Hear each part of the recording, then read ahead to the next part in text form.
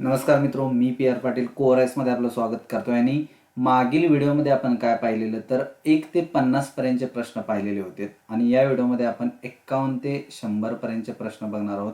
ही बी series आहे आणि बी सिरीजमध्ये जे काही क्वेश्चन्स आहेत तर ते आपल्याला राहिलेले क्वेश्चन्स बघायचे आहेत. बाकीचे लेक्चर्स वगैरे व्याप असल्यामुळे थोडासा लेक्चर किंवा हे व्हिडिओ बनवायला थोडासा वेळ लागला, त्यामुळं क्षमा असावी. आणि दुसरं म्हणजे एकतर हा व्हिडिओ बनवत असताना काही मी फोटोज वगैरे देतोय, ते क्लिअर आहेत किंवा नाही, दिसतात किंवा नाही, ह्याच्याबद्दल थोडीशी कमेंट केली तरी चालेल. ते आपल्याला मला सोयीस्कर होईल की नेक्स्ट व्हिडिओ टाकत असताना माझ्या लक्षात येईल की नेमकं ते व्हिजिबल आहे नाही. चला तर मग व्हिडिओला स्टार्ट करूया. आपले क्वेश्चन्स 50 क्वेश्चन्स बघायचे आहेत. पहिला 51वा क्वेश्चन आहे की ग्रामीण भागातील लोकसंख्या सतत कमी होत आहे, याचं कारण काय असेल? त्याने 4 ऑप्शन्स दिलेले आहेत. पहिला म्हणजे ग्रामीण भागातील जन्मदर कमी आहे, हे चुकीचं आहे. कारण तुम्हाला माहिती आहे की जन्मदर हा नेहमी जास्त राहतो ग्रामीण भागामध्ये. दुसरं म्हणजे ग्रामीण भागातून शहराकडे स्थलांतर होते, हे योग्य आहे. त्याचबरोबर ग्रामीण भागात रोजगार उपलब्धता कमी असते, हेही बरोबर आहे. आता बी आणि सी दोन्ही कंबाईनली बरोबर असलेला एकच ऑप्शन आहे. पुढचा ऑप्शन वाचायचीही गरज नाही. ठीक आहे, कोणता ऑप्शन बरोबर असेल? बी आणि सी. त्यानंतर पुढचा प्रश्न आहे की महाराष्ट्रात मे महिन्यात सरासरी तापमान सर्वात जास्त कोणत्या प्रदेशात असते?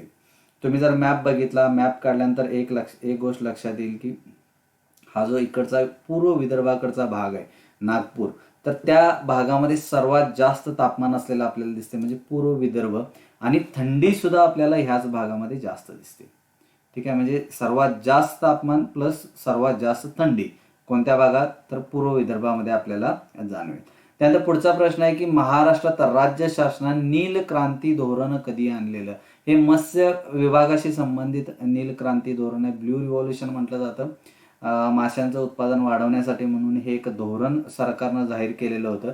कधी केले? तर 2017 मध्ये. जे देशात जे काही धोरण जाहीर केलं तर ते कदाचित 2016 मध्ये केलं होतं आणि महाराष्ट्रामध्ये जाहीर केले 2017 मध्ये. त्यानंतर पुढचा प्रश्न आहे की पुढील विधाने योग्य की अयोग्य म्हटलेलं आहे. योग्य किंवा अयोग्य आपल्याला बघायचं आहे.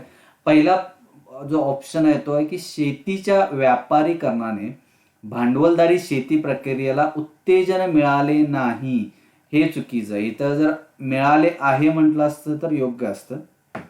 भांडवलदारी शेती म्हणजे काय? तर कॅपिटलिझम, म्हणजे व्यापारीकरण काय? तर कमर्शियलायझेशन, म्हणजे जे आपण उदरनिर्वाहासाठी शेती न करता कमर्शियल पर्पजसाठी, म्हणजे त्याच्यातून व्यापार करण्यासाठी म्हणून जी शेती केली जाते, त्याच्यामधून भांडवलदारीला नक्कीच काय मिळतं? उत्तेजन मिळतं. त्यामुळे हा पहिला पर्याय चूक आहे. ठीक. दुसरा पर्याय, शेतीच्या व्यापारीकरणामुळे भाडे तत्वावरील वहिवाट व वाटे हिस्स्यामधील जमीन लागवडीचे प्रमाण वाढले, हे उत्तर बरोबर आहे. यांचं काय म्हणणं आहे की वहिवाट म्हणजे जमिनीचे तुकडे तर झालेलेच आहेत, पण ह्याच्यामुळं भाडे तत्वावर वगैरे जी जमीन दिली जाते तर तोही आता सध्या प्रकार तुम्हाला वाढलेला जाणवतोय. त्यामुळे काय बरोबर आहे? आपला ऑप्शन तिसरा ऑप्शन बरोबर असेल. ठीक आहे. त्यानंतर महाराष्ट्राच्या हवामानावर खालीलपैकी कोणत्या प्राकृतिक रचनेचा सर्वात जास्त परिणाम झालाय? तर हा झालाय सह्याद्री पर्वत आणि सातपुडा डोंगर रांगा. महाराष्ट्रात दख्खनचा पठार नाही, किनारपट्टी नाही किंवा मुळखेड टेकड्या कोणताही नाही, तर हा जो डिवायडर आहे म्हणजे कोकण आणि बाकीचा रेस्ट ऑफ द महाराष्ट्र, तर ह्याच्यामध्ये आपल्याला ह्याचा जास्त फरक पडलेला दिसतोय. ठीक आहे. फरक म्हणजे हवामान, त्याचबरोबर पर्जन्य असेल, तापमानाच्या बाबतीत असेल. ठीक. त्यानंतर हे इकॉनॉमीचे क्वेश्चन्स आहेत. इकॉनॉमीचे बरेचसे क्वेश्चन सोपे आहेत, काही क्वेश्चन्स अगदी आपल्याला काहीही लिंक लागत नाही. ठीक आहे. आता हा 56वा क्वेश्चन बघा की सन 2017 आणि 18 मध्ये, आता हा मागं 2-3 वर्षापूर्वीचा क्वेश्चन विचारलाय, भारतातील सर्वाधिक प्रत्यक्ष विदेशी गुंतवणूक 23.6% कोणत्या क्षेत्रात होती? कोणत्या क्षेत्रात? संप्रेषण सेवा म्हणजे कम्युनिकेशन सर्व्हिसेसमध्ये. तुम्हाला फायनान्शियल सर्व्हिसेस म्हटलं तर ह्याच्यामध्ये फारशी एफडीआय येत नाही. एफडीआय येतो मॅन्युफॅक्चरिंग सेक्टर किंवा कम्युनिकेशन सेक्टरमध्ये. ठीक आहे, तर याचं उत्तर राहील कम्युनिकेशन सेक्टर.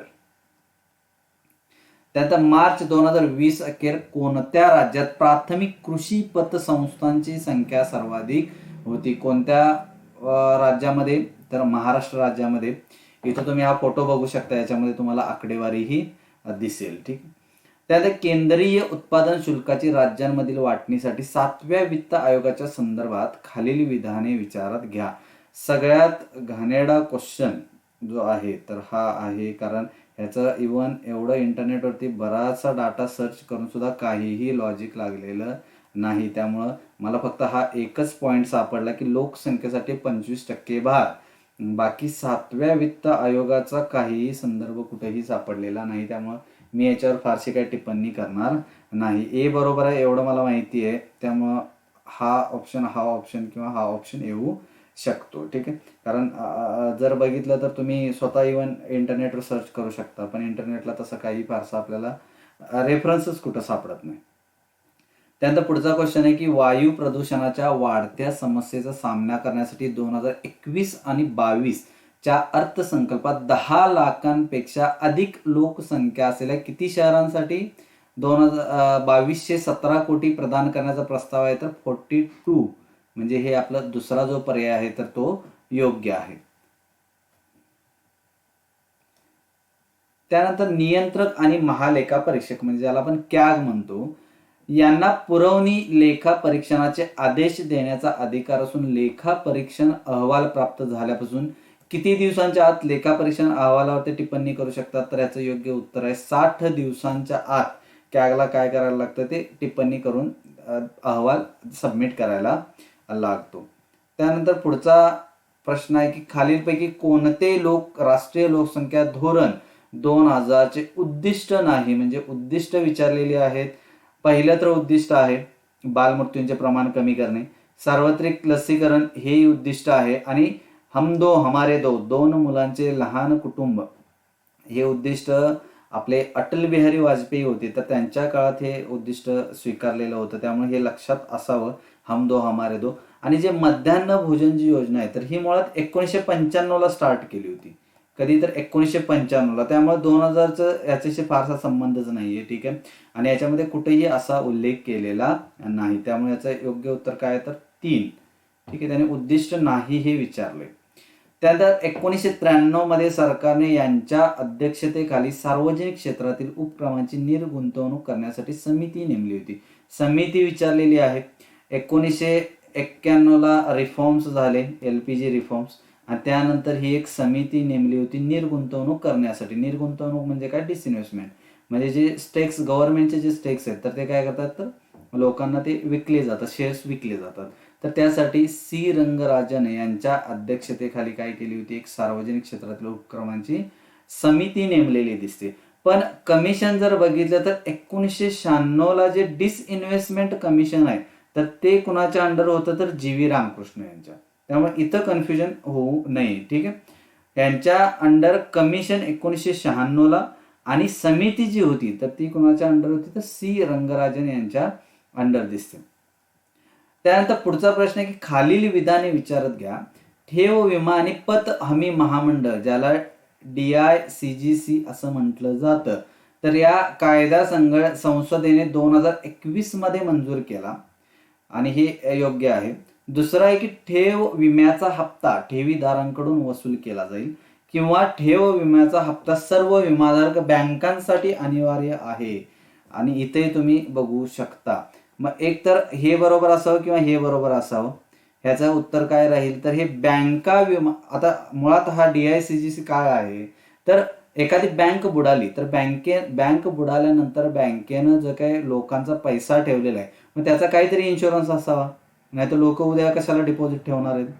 मग त्यासाठी म्हणून ही लोकांना गॅरंटी देण्यासाठी म्हणून ही एक संस्था स्थापन करण्यात आली किंवा इन्स्टिट्यूट स्थापन करण्यात आली. आणि ह्या ज्या काही डिपॉझिट्स ठेवले जातात त्याच्यासाठी बँका प्रीमियम भरतात. येते लक्षात? बँकांकडून प्रीमियम घेतला जातो, ना की ठेवीदारांकडून. त्यामुळे A आणि C काय आहे? तर ही योग्य आहेत. A आणि C हे काय आहेत? योग्य आहेत. ठीक आहे. एक मिनिट. त्यानंतर पुढचा प्रश्न आहे की भारतात 1980 ते 1985 या काळात लहान जमीन धारकता होण्याची खालीलपैकी कोणती कारणे होती? मुळात जर कारणे वाचली, वारसा कायदा होता का? तर होता. म्हणजे प्रत्येकाची नावं लावायची. एका जर व्यक्तीला 3 किंवा 4 मुलं आहेत किंवा 2 मुली आहेत, तर ह्या प्रत्येक 6-7 जणांची नावं त्या उतार्यावरती लागणार.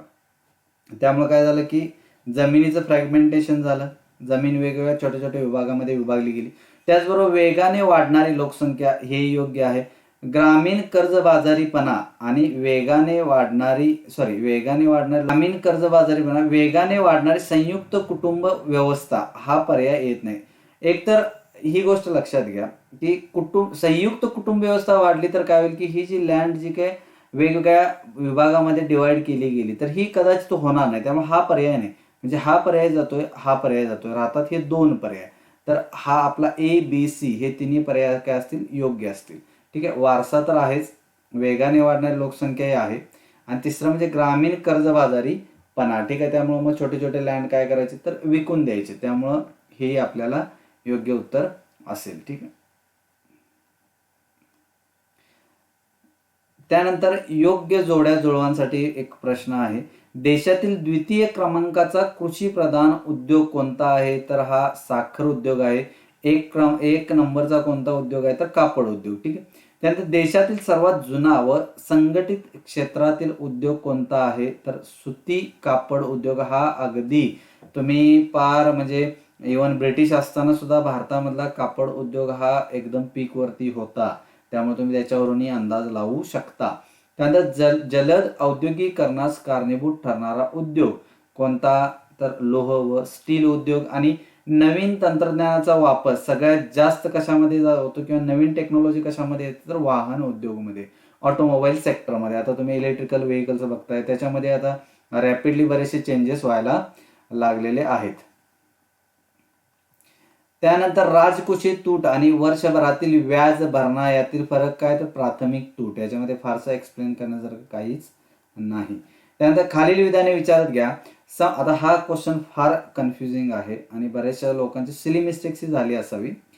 खालील विधाने विचारात घ्या. पहिला ऑप्शन आहे की संपूर्ण ग्रामीण रोजगार योजना सप्टेंबर 2001 मध्ये सुरू करण्यात आली, योग्य आहे. त्यानंतर महात्मा गांधी राष्ट्रीय ग्रामीण रोजगार हमी योजना म्हणजे मनरेगा फेब्रुवारी 2006 मध्ये सुरू करण्यात आली. कधी सुरू करण्यात आली? मनरेगा सुरू करण्यात आली 2009 मध्ये, आणि नरेगा सुरू करण्यात आली कधी तर 2006 मध्ये, फेब्रुवारी 2006. त्यामुळं हा ऑप्शन डायरेक्टली कॅन्सल होईल. त्याचबरोबर नेहरू रोजगार योजना ऑक्टोबर 1991 मध्ये ग्रामीण गरिबांच्या फायद्यासाठी. इथं पाहिजे होतं शहरी गरिबांच्या फायद्यासाठी. काय पाहिजे होतं? शहरी. आणि जवाहर रोजगार योजना जी आहे तर ती कुणासाठी आहे? ग्रामीण गरिबांच्या फायद्यासाठी आहे. त्यामुळे ह्याचं उत्तर काय असेल? फक्त एक, ए फक्त असेल. ठीक आहे. ह्याच्यामध्ये फार मुलांचं कन्फ्युजन झालेलं आहे. त्यामुळे हा क्वेश्चन नीट एकदा चेक करा. त्यात 2016ची जी NK सिंग समिती होती तर ही कशाशी संबंधित आहे? तर ही संबंधित आहे FRBM, fiscal responsibility and budget management act. ठीक आहे. NK सिंग यांचे 15व्या वित्त आयोगाचे अध्यक्षही राहिलेले आहेत. तर यांना 2016 मध्ये ह्या कमिशनचं काय केलेलं होतं किंवा ह्या कमिटीचे ते चेअरमनी राहिलेले आहेत. ठीक आहे. त्यानंतर खालीलपैकी कोणता भारतीय रिझर्व्ह बँकेचा परिणामात्मक मौद्रिक पर्याय नाही? इथं जर समजत नसेल तर तुम्ही इथंही वाचू शकता. क्वांटिटेटिव्ह नाही असं विचारले. क्वांटिटेटिव्ह म्हणजे काय तर एखादी आता पैसा जो आहे तर लोकांच्या हातातला पैसा वाढवणं किंवा कमी करणं, म्हणजे संख्या वाढवणं किंवा कमी करणं, याला क्वांटिटी म्हणतो आपण. बरोबर आहे. तोच बँकेच्या हातातला जो का पैसा आहे तो कमी करणं किंवा वाढवणं. आता बँक दर जर कमी केला किंवा वाढवला तर पैसा वाढू शकतो किंवा कमी होऊ शकतो. त्याचबरोबर रोख राखीव प्रमाण जर वाढवलं तर पैसा कमी होऊ शकतो. वैधानिक रोखता प्रमाण हा पण क्वांटिटेटिव्ह आहे. याच्यातला जो मोरल सुएजन किंवा नैतिक समजावणे म्हणजे बँकांना सांगणे जे तुम्ही करताय ते चुकीचं करताय किंवा त्यांना एक समज देणे, त्याला काय म्हणायचं? नैतिक. हा काय झाला तर हा क्वालिटेटिव्ह झाला. क्वालिटेटिव्ह. ठीक आहे. म्हणजे आपला पर्याय काय आहे तर पर्याय क्रमांक 2. त्यानंतर पुढचा प्रश्न आहे की रुरकेला, भिलाई आणि दुर्गापूर येथे सार्वजनिक क्षेत्रातील 3 मोठे स्टील प्रकल्प कोणत्या पंचवार्षिक योजनेदरम्यान उभारण्यात आलेत? तर ते आहेत दुसऱ्या पंचवार्षिक योजनेदरम्यान हे 3 प्रकल्प आहेत तर ते उभारण्यात आलेले आहेत. रुरकेला कुठं आहे तर ओडिसा, भिलाई कुठं आहे छत्तीसगड आणि हा बंगालमध्ये. चौथ्यामध्ये बोकारो जो आहे तर तो चौथ्यामध्ये उभारण्यात आला होता. ठीक. त्यानंतर पातळ, आता इथून पुढे सायन्सचा पार्ट सुरू होईल. पातळ पडद्याद्वारे प्रकाश डोळ्यांमध्ये प्रवेश करतो त्याला काय म्हणायचं, कॉर्निया म्हणायचं. तुम्ही त्या फिगरमध्ये बघू शकता की कॉर्निया कुठं आहे. त्यानंतर प्रतिध्वनी तरच ऐकू येतो जर ध्वनीचा स्रोत आणि अडथळा आहे ते मग फरक. आता हा तुम्ही अगदी लहानपणापासून बघत असाल की हे 17 मीटर किंवा त्याच्यापेक्षा जास्त अंतर असेल तर हा काय होईल, इथून थडकून वापस इको येईल. ठीक आहे. मग हे तुम्हाला माहिती आहे की 17 मीटरपेक्षा जास्त किंवा 17 मीटर, तर मिनिमम 17 मीटर असावं. त्याच्यापेक्षा कमी असेल तर नाही. 7 मीटरपेक्षा हा पण नाही आणि हा पण नाही. ठीक. खालीलपैकी कोणत्या पदार्थांची औष्मिक प्रवाहकता म्हणजे थर्मल कंडक्टिव्हिटी जास्त असते, कुणाची असते तर चांदीची. लाकूडची तरी झिरोच असते, झिरो म्हणता येणार नाही पण कमी असते. त्यानंतर ॲल्युमिनियम, काच. ठीक आहे. तुम्हाला ह्या फोटोमध्ये दिसेल की त्यांची नेमकी थर्मल कंडक्टिव्हिटी कशी आहे. त्यानंतर डॉट डॉटच्या अणूच्या मॉडेलमध्ये इलेक्ट्रॉनचा कोनीय संवेग ज्याला आपण अँग्युलर मोमेंटम म्हणतो तर हा h/2r या परिणामाचा अविभाज्य गुणक आहे असं कुणी म्हटलं तर निल्स बोहर. ज्यानं काय सांगितलं तर अणू जो असतो म्हणजे केंद्रक जो आहे तर केंद्रकाच्या बाजूला काय आहेत, जेवढे केंद्रकामध्ये प्रोटॉन आणि न्यूट्रॉन आहेत तर त्या प्रोटॉनच्या संख्या इतकेच इलेक्ट्रॉन तुम्हाला इथं बाहेर दिसतील. हे कोणी सांगितलं तर निल्स बोहरनं. त्यामुळे हे जे सूत्र आहे तर हे कुणाचं आहे तर निल्स बोहरचं आहे. आपला निल्स बोहर काय असेल, योग्य उत्तर असेल. आय थिंक 1913 मध्ये त्यांनी हे मॉडेल मांडलेलं होतं. ठीक आहे. आणि त्यांना त्यासाठी नोबेल प्राइजही मिळालेलं आहे. त्यानंतर जैविक नायट्रोजन फिक्सेशन दरम्यान नायट्रिफाईंग जीवाणू कोणाचे रूपांतर कशामध्ये करतात तर नायट्रिफाईंग म्हटलं ह्याच्यावरून पण लक्षात येईल. डिनायट्रिफाईंग म्हटलं तर अमोनिया किंवा ह्याच्यामधून रूपांतर करणे. नायट्रिफाईंग म्हणजे नायट्रोजन जो की बाहेर हवेमध्ये उपलब्ध आहे तर त्याचं रूपांतर कशात करायचं की उपयुक्त किंवा सजीव घेऊ शकणाऱ्या एखाद्या वायूमध्ये करणे. त्याला काय म्हणायचं, N2 चे रूपांतर NH4 मध्ये. हा सगळ्यात सोपा होता जर लॉजिक लावलं असतं तर. ठीक आहे. त्यानंतर हा जो प्रश्न आहे याच्याबद्दल फारसं डिटेलमध्ये मला म्हणजे काही समजलेलं नसल्यामुळे मी हा क्वेश्चन घेत नाहीये. त्यानंतर पुढचा प्रश्न आहे की आता हा एक फार जबरदस्त क्वेश्चन आहे, कारण आपल्याला ही जी नावं आहेत सायंटिफिक नावं सापांची तरी आपल्याला माहित नाही. आता पायथन तुम्हाला माहिती असेल. पायथन म्हणजे काय तर अजगर. अजगर विषारी असतो का तर नाही, हा बिनविषारी. जर पायथनचं लॉजिक लावलं असतं तरीही चाललं असतं. दुसरं म्हणजे नाजा. नाजा म्हणजे आपला जो कोब्रा आहे तर कोब्राला काय म्हटलं जातं, नाजा नाजा म्हटलं जातं. हा काय आहे, न्यूरोटॉक्सिक आहे. डायरेक्ट तो आपल्या न्यूरो सिस्टीमवरती काय करतं, काम करतं. आता वायपर रसेली किंवा रसेल्स वायपर असंही म्हटलं जातं, घोनसला म्हटलं जातं. तर घोनसमुळे काय होतं की ब्लड क्लॉटिंग व्हायला सुरुवात होते. ह्याला काय म्हणायचं तर हा हिमोटॉक्सिक आहे. आणि टायफ्लोप्स बामिनास हा जो आहे त्याला वाळा असंही म्हटलं जातं. तुम्ही जर बघितलेला असाल तर हा अंध साप असतोय.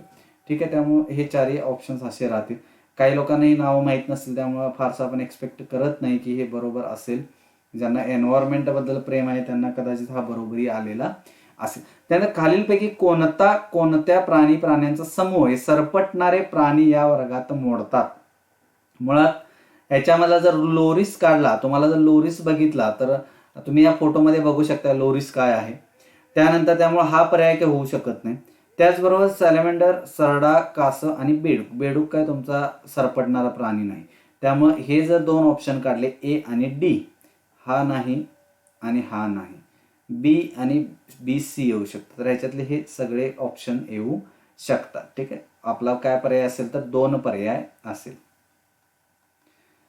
त्यानंतर ऑरेलियाच्या लार्वा स्टेजचा खालीलपैकी योग्य क्रम कोणता तर याचं उत्तर 1 असेल. तुम्ही या फोटोमध्ये बघू शकताय, तुम्हाला हे दिसेल की हे नेमकं कशा पद्धतीनं आहे. ठीक आहे. त्यानंतर ज्या झाडांची बी उघडी असते, हा एकदम फुलटॉस होता, एकदम सोपा क्वेश्चन होता. काय तर जिम्नोस्पर्म्स. अँजिओस्पर्म्स म्हणजे काय तर ज्यांच्या फळांभोवती आच्छादन असतं त्याला काय म्हणायचं, किंवा बी भोवती आच्छादन असतं त्याला काय म्हणायचं, अँजिओस्पर्म्स म्हणायचं. त्यानंतर खारपान पट्ट्यातील शेतीतील सिंचनामुळे पिकांच्या उत्पादनावर परिणाम होण्याची कारणे म्हणजे काय काय होतं तर एकतर जमिनीचा पोत काय होतो, पोत निकृष्ट होत जातो. आणि दुसरं म्हणजे जमिनीतील क्षारांचा संचय वाढत जातो. त्यामुळं ए आणि डी कुठं आहे तर ह्या पर्यायामध्ये आपल्याला दिसतंय. ठीक आहे. त्यानंतर पुढचा प्रश्न आहे की आंतरिक कीड म्हणजे काय. आता आंतरिक कीड म्हणजे काय, तर आता याच्याबद्दल आता मी दोन ऑप्शन क्लिक केला असता, तुम्ही या फोटोमध्ये बघू शकताय की ऑकर्स इन अ फ्यू लोकॅलिटीज. त्याचबरोबर हाही काही लोकांचं म्हणणं आहे की occurs in the same area year after year. तर माझ्या मतानुसार आंतरिक कीड म्हणजे काय किंवा एंडेमिक पेस्ट जर तुम्ही इंग्लिश वाचला तर लक्षात येईल की हा एका छोट्याशा लोकॅलिटीमध्ये असणारा किंवा उद्भवणारी जी पेस्ट आहे तर त्याला काय म्हणायचं, एंडेमिक पेस्ट म्हणायचं, असं मी क्लिक केलं असतं. ठीक. त्यानंतर खालीलपैकी कोणता विषाणू एका व्यक्तीकडून दुसऱ्या व्यक्तीमध्ये संक्रमित सुई किंवा असुरक्षित लैंगिक संबंधामुळे पसरतो. याचं योग्य उत्तर आहे हेपॅटायटिस बी. तुम्ही हे फोटोमध्ये बघू शकता की कशा कशा पद्धतीनं हेपॅटायटिस बी हा ट्रान्समिट केला जातो. ठीक. त्यानंतर निर्जंतुकीकरण करण्यासाठी खालीलपैकी कोणाचा वापर होतो. कोणाचा तर अतिनील किरणे किंवा UV लाईट ह्याचा वापर इंडस्ट्रीमध्ये केलेला तुम्हाला दिसेल. त्यानंतर कोणत्या शास्त्रज्ञाने देवी रोगावरील, आता हा वारंवार विचारलेला क्वेश्चन आहे, तर याचं उत्तर काय तर एडवर्ड जेन्नर. ठीक आहे. त्यानंतर आता हे बुद्धिमत्ता चाचणीचे काही क्वेश्चन्स आहेत, जेवढं फास्ट होईल तेवढं घेऊया, कारण एक्सप्लेनेशन करत बसायला मग आपला अजून 1 तासाचा व्हिडिओ होईल. एका क्लबमध्ये 80 खेळाडू आहेत आणि 36 खेळाडू कबड्डी खेळतात, तर 48 खेळाडू काय करतात, क्रिकेट खेळतात, आणि 12 खेळाडू काय करतात, कबड्डी व क्रिकेट. आता हे जर असं दोन जर तुम्ही पार्ट केला, इकडं 36 आहेत आणि इकडं 8 12 इथं जर मध्ये टाकला तर 36 + 12 किती, 24, आणि 48 + 12 किती होतात, 36 होतात. बरोबर आहे. तर 36 आणि जवळपास हे किती झाले, 50, 60, 70, 72, म्हणजे 80 मधले 72 काय झाले, तर हे सगळे खेळ खेळतात. राहिले किती शिल्लक, म्हणजे किती टक्के होतं, तर हे 10% होतं. ठीक आहे. फार कॅल्क्युलेशन करत बसायचं नाही. त्याचबरोबर विविध रेल्वे गाड्यांमधील प्रवाशांचे शेकडा प्रमाण पुढील वर्तुळखंडात दाखवले आहे. तर त्यांनी काय विचारलंय, तर एस, एम आणि एल, एस, एम आणि एल या तिघांमधलं विचारलंय. तिघांची जरी बेरीज केली आणि ॲव्हरेज काढलं तर जवळपास 19 पॉईंट समथिंग काय तर ॲव्हरेज येईल. आणि त्या ॲव्हरेजला जरी तुम्ही 8500 × 19.5/100 असं जरी केलं तर लक्षात येईल. ठीक आहे. एवढं जरी आपण कॅल्क्युलेशन केलं तर आपलं 1671-72च्या दरम्यान ते आन्सर येते. ठीक आहे. त्यानंतर आगगाडीतून बसून एक व्यक्ती इलेक्ट्रिक खांबाची संख्या मोजते आहे. 2 खांबांमधील अंतर किती, तर 50 मीटर, आणि त्या आगगाडीचा वेग किती आहे, तर 40 किमी आहे. तर 5600 खांब मोजण्यासाठी किती तास लागतील, तर हे लागतात 7 तास लागतात. जवळपास 5600 जर ही संख्या घेतली तर किती होऊ शकतं आपलं.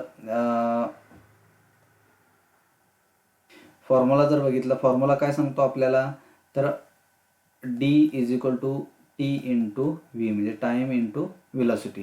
हे जरी बघितलं तरी ह्याचं जर कॅल्क्युलेशन केलं तरी आपलं उत्तर किती येतं, तर 7 तास यायला. हे फारसं याच्यात वेळ घालवत बसण्यात, कारण आपल्याला फुकट वेळ जाणार आहे. आंब्याचे झाड पेरू व लिंबूच्या झाडांच्या मध्ये, आता आंब्याचं झाड इथं जर बघितलं तर हे आंब्याचं झाड आहे, हे पेरू आणि लिंबू या दोन्ही झाडांच्या मध्ये आहे. आणि पपईचे झाड लिंबूच्या झाडाजवळ, पपईचं झाड कुठं आहे तर लिंबूच्या झाडाजवळ, पण आंब्याच्या पेरूच्या झाडाजवळ, म्हणजे इकडं नाही तर इकडं असेल. ठीक आहे. पपईच्या उजवीकडे नारळाचे झाड, नारळ. ठीक आहे. पण पेरूच्या झाडाच्या डावीकडे कोणते, म्हणजे पेरू हा फर्स्ट आला आणि इकडे नारळ राहिलं. मग याने काय विचारलंय, लिंबूचे झाड पपई आणि आंब्याच्या झाडाच्या मध्ये, पपई आणि आंब्याच्या झाडाचे, हे बरोबर आहे. पपईचे झाड नारळ आणि लिंबूच्या झाडाचे मध्ये, हे पण बरोबर आहे. आणि पपईचे झाड नारळाच्या झाडाजवळ आहे, नारळाच्या झाडाजवळ, तर हे तिन्ही ऑप्शन काय असतील तर ही योग्य राहतील. त्यानंतर आता हा एक इंटरेस्टिंग क्वेश्चन आहे. ABCDEF एका ओळीत उभे आहेत. B and F, बी आणि बी हा F आणि D च्या मध्ये, एक तर असा क्रम होईल किंवा DBF असाही क्रम होईल. E हा A आणि C, म्हणजे AEC असंही होईल किंवा CEA असंही होईल. ठीक आहे. या दोघांच्या मध्ये उभं. A हा F किंवा D च्या लगेच पुढे नाही, म्हणजे F किंवा D ह्या दोघांच्याही काही नाही तर लगेच पुढं नाही, म्हणजे एक तर त्या बाजूला असेल, इकडच्या बाजूला असेल, ठीक आहे, किंवा इथं असू शकतो, ठीक आहे. आणि पुढं काय म्हटलं की सी हा डीच्या लगेच पुढं नाही, सी हा डीच्या लगेच पुढं नाही, म्हणजे इथं तुम्हाला सी नाही तर सी ई ए जरी केलं तरी चालू शकतं. एफ हा कोणाच्या जोडीमध्ये आहे, एफ हा कोणाच्या, आता एफ हा मध्येच घ्यायचा असेल तर मग हा आपल्याला क्रम घ्यायला लागेल. कसा क्रम घ्यायचा, एफ बी डी. आणि काय म्हटलं की सी हा डीच्या पुढं नाही, म्हणजे इथं तुमचा सी येऊ शकतोय, ए ई सी, मग हा कोणाच्या मध्ये आहे तर बी आणि सीच्या मध्ये, तर हे उत्तर येऊ शकते, ठीक आहे. त्यानंतर खालील आकृतीमध्ये प्रश्नचिन्ह, आता ह्याला बरेचसे लोक याच्यामध्ये फार वेळ इन्व्हेस्ट करतात, का तर एक तर असे जर क्वेश्चन पटकन जर लॉजिक लागलं नाही तर सरळ सोडून द्यायचं, स्किप करायचं, कारण जर स्किप केलं नाही तर याचे प्रॉब्लेम्स पण भयानक राहतात. आता यांनी फार मोठं लॉजिक लावून कुठंतरी आपल्याला आन्सर काय येईल तर ह्याचं 30 या दोघांची बेरीज करायची, इंटू 2 करायची, ते जुनी काय झालं तर 60 आणि वजा 5 येते लक्षात, म्हणजे ह्या दोन्हींची बेरीज किती झाली 42 इंटू 2 किती झाले 84 वजा 5 म्हणजे 79. तर हे लॉजिक लागायला तुम्हाला भरपूर वेळ लागला असता, त्यामुळे हे जरी बऱ्याचशा मुलांचं स्किप केलेलं असेल तरी योग्य राहील. त्यानंतर एका शाळेच्या इयत्ता 9वीच्या विद्यार्थ्यांचा ABCD या 4 तुकड्या आहेत, खाली दिलेल्या तक्त्यात सहामाही आणि वार्षिक परीक्षेचा निकाल दर्शवलेला आहे, ठीक आहे. आता ह्याच्यात काय विचारले त्यांनी तर वार्षिक परीक्षेत कोणत्या तुकडीचे पास होण्याचे प्रमाण, फार कॅल्क्युलेशन न करत बसता पास झालेल्या लोकांचं, हे जे वार्षिक परीक्षेत उत्तीर्ण झालेले विद्यार्थ्यांचं आणि टोटलच्या संख्येचं काय करायचं कॅल्क्युलेशन बघायचं. सगळ्यात जास्त संख्या ह्यांची जर बेरीज केली दोघांची तर किती होते 46 आणि हे झाले जवळपास 61, आणि 61 आणि 18चा रेशो बघितला तर तुम्हाला जाणवेल की इथं सी तुकडीचं काय आहे तर संख्या सर्वात जास्त असेल, ठीक आहे. त्यानंतर एका सांकेतिक, आता रेड 9 आणि ब्ल्यू 10 आहे तर व्हाईट काय आहे हे बऱ्याचदा विचारलं जातं. मग आता ABCD वगैरे काढायचं, आणि इथं काय दिले तर RED, R plus E plus D यांची जी बेरीज येईल त्याला 3 न भागलाय, का तर 3 लेटर्स आहेत, आणि ब्ल्यू यांची जी बेरीज येईल तर त्याला 4 न भागलाय, का तर इथे 4 लेटर्स आहेत. तसंच ह्या सगळ्या 5 आकड्यांची तुम्ही बेरीज करायची आणि त्याला 5 न भागायचं, आणि उत्तर काय येईल ते तुमचं काय असेल फायनल उत्तर असेल, ठीक आहे. त्यानंतर हा सोपा प्रश्न आहे की, आणि हा फारसा तुम्ही अनुमान काढायचं असतं, ठीक आहे. विधान काय दिले की सिगारेट ओढणे हे आरोग्यासाठी हानिकारक आहे अशी माहिती सिगारेट पाकिटावर छापलेली असते, कारण का तर सिगारेट पाकिटावर लिहिलेली माहिती लोक वाचतात म्हणून बऱ्याच व्यक्ती सिगारेट पाकिटावर दिलेल्या इशाऱ्याच्या गांभीर्याचा विचार करतील असंही म्हटलं, म्हणजे दोन्ही उत्तरं गृहीतक काय असतील तर बरोबर येऊ शकतात, ठीक आहे. त्यानंतर जर इंग्रजी अक्षरे ए ते एम मधील अक्षरे अनुक्रमे 1 ते 13 पर्यंतची संख्या दर्शवत असतील आणि एन 0 दर्शवत असेल तर ABCDला सरळ तुम्ही 1 ते 13 पर्यंत जर दिलं आणि तशाच पद्धतीनं पुढेही दिलं तर हे आन्सर तुम्हाला येऊ शकतं. आता हे कॅल्क्युलेट करायला फार वेळ जाईल आपला. त्यानंतर अनुक्रमे 1 ते 97 मधील नैसर्गिक संख्यांची बेरीज, मग आता काय काढू शकता तुम्ही तर 97 प्लस 1 करायचं आणि त्याला डिवाइड बाय 2 केलं तर तुमचं काय येईल तर 49 उत्तर येतं, ठीक. त्यानंतर 250 मीटर लांबीची रेल्वेगाडी ताशी 45 किमी वेगाने धावते, तर 250 मीटर लांबीचा प्लॅटफॉर्म ओलांडण्यासाठी किती वेळ लागेल, किती वेळ लागेल बाबांनो, जर कॅल्क्युलेशन केलं आपण हे जर बघितलं तुमच्या काय लक्षात येतं तर हा जो तुम्हाला फॉर्म्युला काय माहिती असेल की distance is equal to time into speed, बरोबर आहे. हे जर कॅल्क्युलेशन केलं आणि याला इंटू 5/18 केले तर तुम्हाला डिस्टन्स किती आहे तर 500, आणि हे जर इथं व्हॅल्यूज ठेवल्या तर तुम्हाला 40 सेकंड हे आन्सर येईल, ठीक आहे. फार अवघड नव्हतं. त्यानंतर ए आणि बी एक काम एकत्रितपणे करण्यासाठी किती 15 दिवसात पूर्ण करतात, तेच काम बी काय करतो तर ते 20 दिवसात पूर्ण करतो, तर ए एकटा किती दिवसात काम करेल, तर याचा फॉर्म्युला काय XY upon X minus Y. XY काय असेल तर 15 इंटू 20 डिवायडेड बाय 20 मायनस 15 म्हणजे जवळपास 5. 15 दोन्ही 30, 300 भागिले 5 जर केलं तर किती होतं 5 × 30, 60 दिवस लागतील, ठीक आहे. फक्त फॉर्म्युला बेस्ड आहेत, पटपट सोडून रिकामं व्हायचं. रवीने सुधीरला एक वस्तू 6% नफ्याने विकली. सुधीरनं तीच वस्तू 5% तोट्याने गोपाळला विकली. जर गोपाळची खरेदीची किंमत एवढी असेल तर रवीची खरेदीची किंमत किती? आता कशी काढायची तर एक्स इंटू, आता याला समोरच्याला फायदा किती झालेला 106 म्हणजे 6% अपॉन 100. त्याचबरोबर याला तोटा किती झाला 5% म्हणजे इंटू जर केलं आणि पुढे ही किंमत ठेवायची 2014, तर काय येईल तर तुमचा आन्सर जवळपास 2000च्या आसपास येईल. ठीक आहे. त्यानंतर एक माणूस मुंबईहून पुण्याला 4 किमी प्रति तास या वेगाने जातो आणि 6 किमी प्रति तास या वेगाने परत येतो, तर त्याचा एकूण प्रवासाचा सरासरी वेग किती? तर काय केलं 2xy upon x plus y असं काढलं जातं.